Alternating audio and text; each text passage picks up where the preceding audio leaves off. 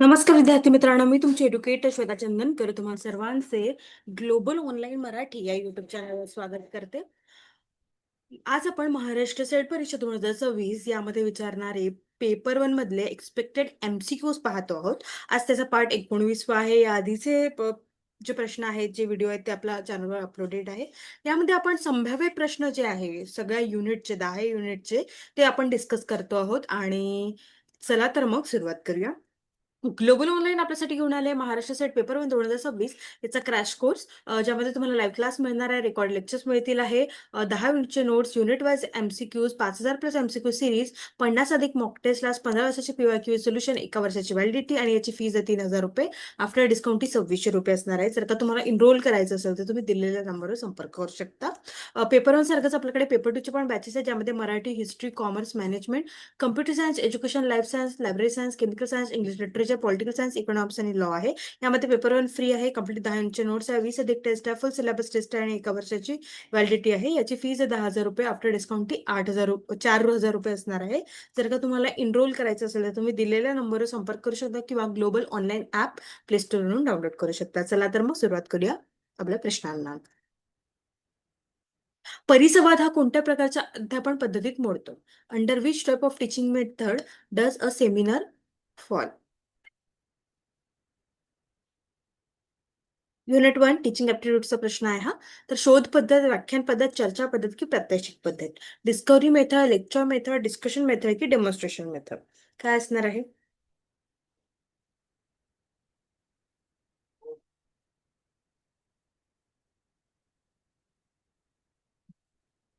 परिसंवाद जो आहे, हा एकंदरीत चर्चा पद्धत जी आहे त्या पद्धतीत मोडतो आहोत.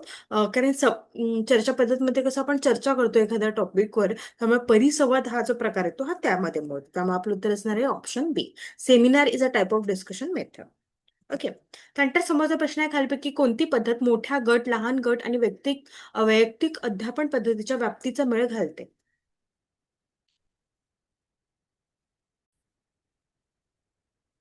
तर खालीलपैकी कोणती पद्धत मोठ्या गट, लहान गट आणि वैयक्तिक अध्यापन पद्धतीच्या व्याप्तीचा मेळ घालते? Which of the following methods integrates the scope of large group, small group and individual teaching method? Group discussion, differentiated instruction, brainstorming की वरीलपैकी काही नाही. तर यामध्ये डिफरन्शिएटेड इन्स्ट्रक्शन जे असतात त्याचा मेळ घालते आहे.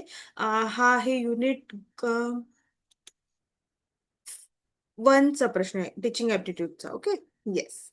ग्लोबल ऑनलाईन आपल्यासाठी घेऊन आलाय महाराष्ट्र सेट परीक्षा याचा 50 सराव प्रश्नपत्रिका असलेले 5,000 प्रश्नाचा संच असलेले गाईड जे Amazonवर अवेलेबल आहे, मराठी आणि इंग्लिश दोन्ही भाषेमध्ये. यामध्ये बघा, मागील वर्षाच्या प्रश्नपत्रिका, युनिट वाईज प्रश्नपत्रिका आणि संपूर्ण अभ्यासक्रमावर आधारित प्रश्नपत्रिका असणार आहे. त्यामुळे तुम्ही ऑर्डर करू शकता. तुम्हाला लिंक हवी असेल तर नक्की कमेंट करा. यासोबत बघा, महाराष्ट्र सेट वाणिज्य कॉमर्ससाठी सुद्धा 25 सराव प्रश्नपत्रिका असणारे संपूर्ण विश्लेषणासहित 2500 प्रश्नांचा संच याच्यामध्ये आहे. हे सुद्धा तुम्ही Amazon वरून ऑर्डर करू शकता. मार्की ग्राफ्स हा शब्द कशाशी संबंधित आहे? सुधारात्मक शब्दलेखन, सुधारात्मक वाचन, सुधारात्मक शिक्षण, सुधारात्मक वर्तन.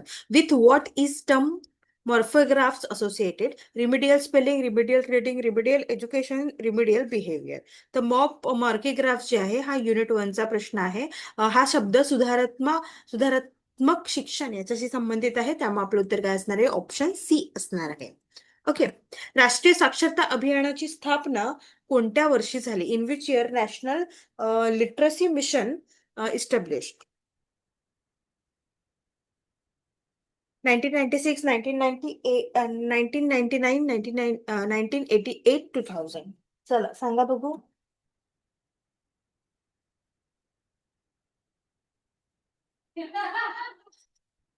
तर ते असणार आहे 1988. ओके. नॅशनल लिटरसी मिशन जे आहे ते 1988 मध्ये आलेलं आहे. त्यामुळे आपलं उत्तर असणार आहे option B.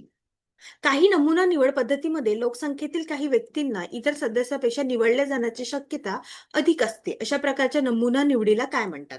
In some sampling method certain individual population have higher probability of being selected with others. What is this type of sampling? Probability sampling, non probability sampling, quota sampling की नन ऑफ द अबाव?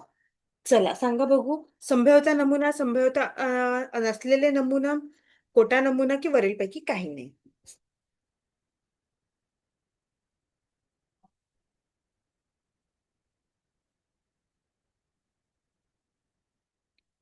तर काय असणार आहे, काही नमुना निवड पद्धतीमध्ये लोकसंख्येतील काही व्यक्तींना इतर सदस्यापेक्षा निवडले जाण्याची शक्यता अधिक असते. त्याला आपण काय म्हणतो, संभाव्यता नमुना, प्रोबॅबिलिटी सॅम्पलिंग म्हणतो. ओके. तर यामध्ये काय असतं, यामध्ये 4 प्रकार आहेत आणि याच्यामध्ये सुद्धा 4 प्रकार आहेत. ठीक आहे. प्रोबॅबिलिटी सॅम्पलिंग जे आहे, सिम्पल रॅन्डम सॅम्पलिंग, लॉटरी पद्धतीने जे निवडतात ते. सिस्टमॅटिक मध्ये आपण ठराविक अंतराने, जसं उदाहरण आहे, 5 व्यक्ती आहेत तर 5व्या व्यक्तीला निवडणे. त्यानंतर स्ट्रॅटिफाईड सॅम्पलिंग मध्ये काय असतं, तर स्तर असतात. स्ट्रॅटिफाईड एक सॅम्पलिंग असते, त्यामध्ये नाही का स्तर असतात, एक म्हणजे सिनियर, ज्युनियर, है ना, लोअर, अशा पद्धतीचे ना ते स्ट्रॅटिफाईड. क्लस्टर सॅम्पलिंग मध्ये नाही का एक लोकसमाज असे क्लस्टर असतात, गट असतात, त्यातून ती केली जाते. त्यानंतर मल्टी स्टेज सॅम्पलिंग मध्ये नमुना निवड अनेक टप्प्यात केली जाते. ओके. तर प्रोबॅबिलिटी सॅम्पलिंग मध्ये काय असतं, तर लोकसंख्येतील प्रत्येक घटकाला नमुन्यात निवडले जाण्याचे ज्ञान आणि साधारणतः जास्त संधी असते, त्यामुळे आपण काय म्हणतो, प्रोबॅबिलिटी सॅम्पलिंग. ओके. त्यानंतर येतं नॉन प्रोबॅबिलिटी सॅम्पलिंग. त्याचे 4 आहेत. कन्व्हिनियन्स सॅम्पलिंग म्हणजे सहज आपल्या उपलब्धीपणाने करणे. पर्पजिव्ह सॅम्पलिंग संशोधकाच्या उद्देशानुसार करणे. कोटा सॅम्पलिंग म्हणजे जे कोटा वगैरे असतात ना, 50%, 2% ते. आणि स्नोबॉल सॅम्पलिंग जे आहे, एका सहभागीच्या माध्यमातून दुसरा सहभागी शोधणे. त्यानंतर 5th येते व्हॉलेंटियर सॅम्पलिंग, स्वतःहून सहभागी होणाऱ्या व्यक्तींची निवड करणे. तर नॉन प्रोबॅबिलिटी सॅम्पलिंग म्हणजे काय आहे, तर यामध्ये प्रत्येक घटकाला नमुन्यात निवडले जाण्याची संधी समान नसते. संशोधकाच्या सोयीने, निर्णय आणि उपलब्धता यावर ती निवड अवलंबून असते. त्यामुळे तुम्ही हे लक्षात ठेवू शकता. ठीक आहे. स्ट्रॅटिफाईड, आणि हे इम्पॉर्टंट टॉपिक आहे, स्ट्रॅटिफाईड सॅम्पलिंग. ओके. हा युनिट 2 चा प्रश्न, रिसर्च ऍप्टिट्यूडचा. ओके. आपलं उत्तर असणार आहे ऑप्शन ए. त्यानंतर सहसंबंध गुणाकांचे सर्वोत्तम वर्णन काय? What is the best description of correlation coefficient? A measure of the extent of the relationship between two variable. दोन चलांमध्ये संबंधाच्या मर्यादाचे एक परिणाम. स्वतंत्र आणि अवलंबित चल दरम्यान कार्यशील दिशेची अनुक्रमणिका. And index of the functional direction between independent and dependent variables. C. प्रायोगिक शोध इतरांद्वारे प्रतिकृती बनवल्या जाण्याची शक्यता दर्शवते. Indicates the likelihood of an experimental study being replicated by others.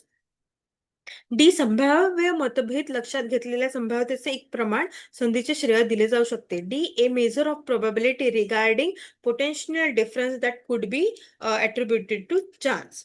ते यामध्ये काय असतं, करेलेशन कॉफिशियंट जे आहे ना, ते एक्सपेरिमेंटल रिसर्चशी संबंधित आहे. ओके. म्हणजे कॉज अँड इफेक्ट.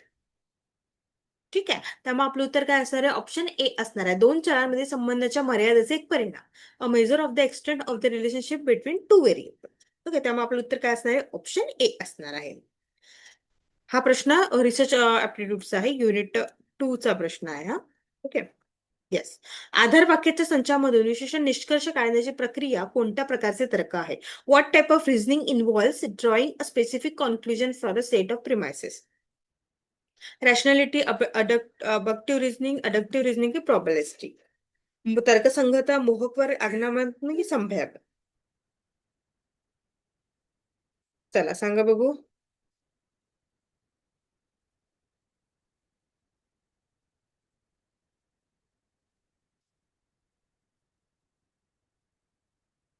तर रिझनिंग मध्ये जे आहे ना, याने विचारल्या आधार वाक्याच्या याच्यामध्ये आपल्याला इंडक्टिव्ह रिझनिंग जे आहे यामध्ये असते आहे. त्यामुळे आपलं उत्तर काय असणार आहे, ऑप्शन सी असणार आहे. ठीक आहे. पण इंडक्टिव्ह आणि डिडक्टिव्ह मध्ये काय फरक आहे, तर इंडक्टिव्ह जे आहे, इंडक्टिव्ह हे जे आहे ना, ते इंडिव्हिज्युअल पासून जनरल पर्यंत जाते, आणि डिडक्टिव्ह जे आहे ते जनरल पासून एक पर्टिक्युलर मुद्द्यावर जाते. ठीक आहे. आणि इंडक्टिव्ह जे आहे हे बॉटम अप आहे. बॉटम बॉटम अप, आणि हे टॉप डाऊन आहे. कोणतं, डिडक्टिव्ह, टॉप डाऊन. ठीक आहे. अशा पद्धतीने तुम्ही ते लक्षात ठेवू शकता, आणि हे खूप महत्वाचं टॉपिक आहे, reasoning, inductive reasoning, deductive reasoning. Okay. त्यानंतर आणि हा प्रश्न आहे युनिट 6चा. म्हणजे हा एकंदरीत युनिट 6चा पण आहे, युनिट 2चा पण आहे.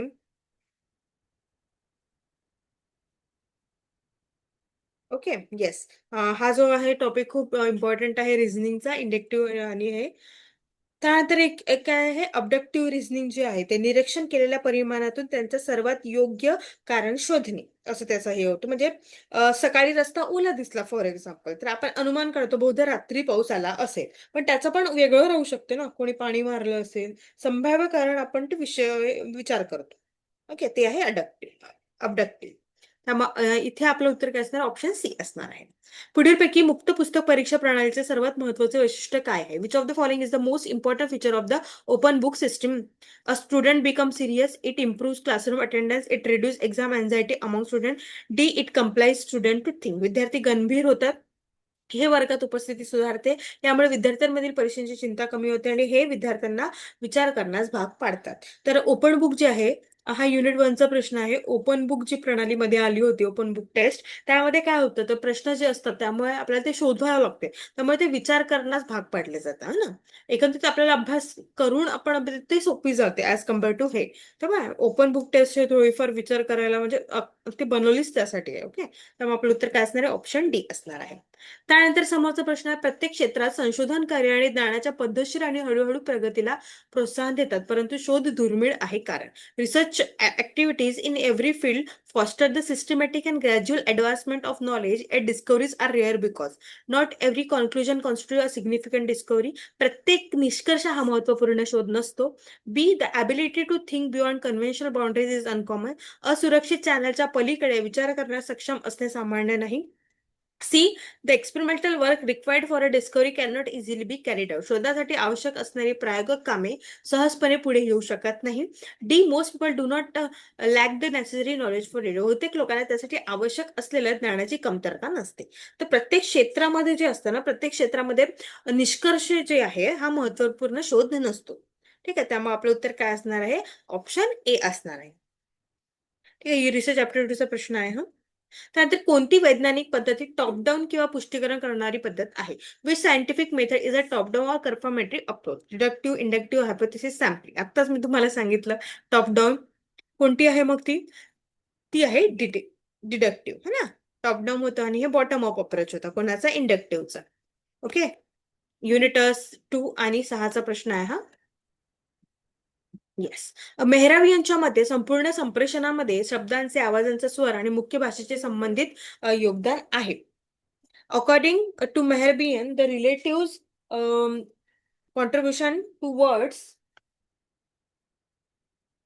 voice, tone of voice and body languages. ते टोटल कम्युनिकेशन काय असणार आहे? किती पर्सेंटचं आहे ते विचारलेलं आहे.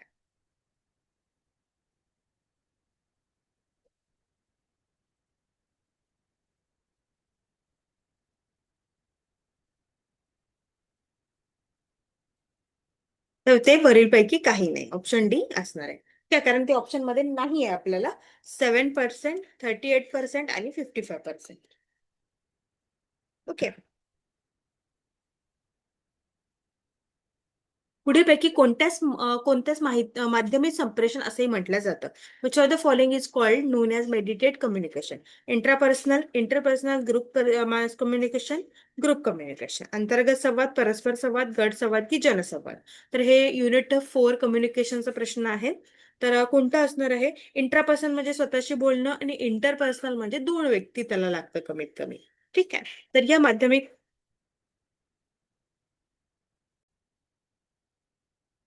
ओके, तर आपलं इथे उत्तर काय असणार आहे? जनसंवाद असणार आहे, ग्रुप मास कम्युनिकेशन. ओके, तर पुढीलपैकी कोणत्या माध्यमिक संप्रेषण असंही म्हटलं? माध्यमिक संप्रेषणाला आपण काय म्हणतो? जनसंवाद म्हणतो. ठीक आहे, मेडिएटेड कम्युनिकेशन आपण कोणाला म्हणतो? मास कम्युनिकेशनला म्हणतो. ठीक आहे, त्यामुळे आपलं उत्तर असणार आहे ऑप्शन डी. ह्या कम्युनिकेशन युनिट 4चा प्रश्न होता. खालीलपैकी कोणता अभ्यास हा निदान मूल्यांकन पद्धतीशी संबंधित आहे?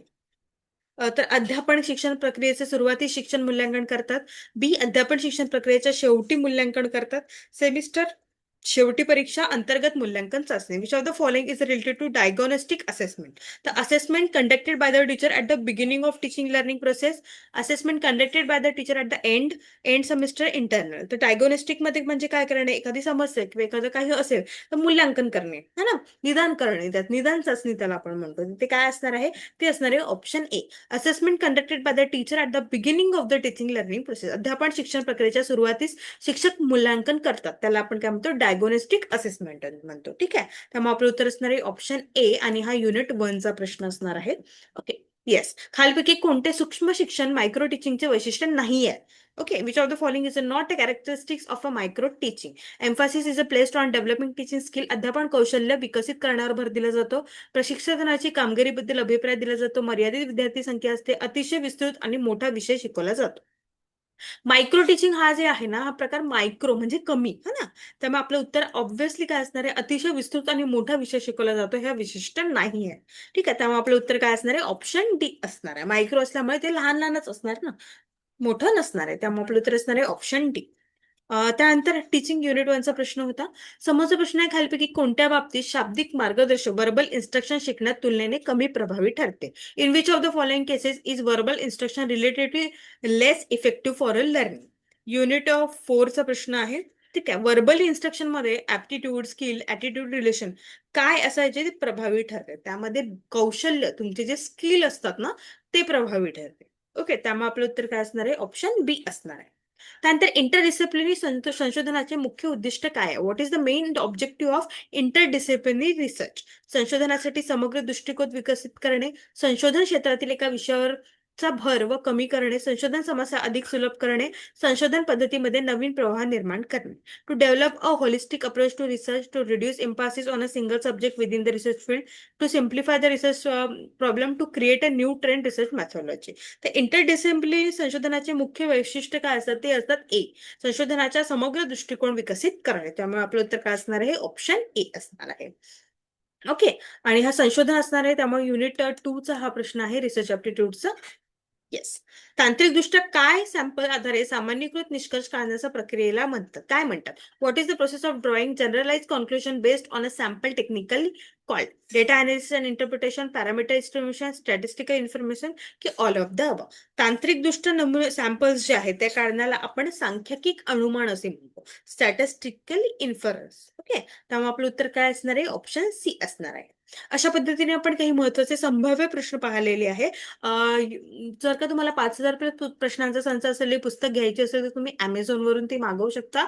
लिंक हवी असेल तर कमेंट करा. सोबत कॉमर्सचे सुद्धा आपल्याकडे पुस्तक अवेलेबल आहे. ते सुद्धा तुम्ही Amazon वरून मागवू शकता. आपले क्लास जॉईन करू शकता, बॅच जॉईन करू शकता. बॅच जॉईन करण्यासाठी तुम्ही दिलेल्या नंबरवर संपर्क करू शकता किंवा ग्लोबल ऑनलाईन ॲप प्ले स्टोअरवरून डाउनलोड करू शकता. खूप खूप धन्यवाद.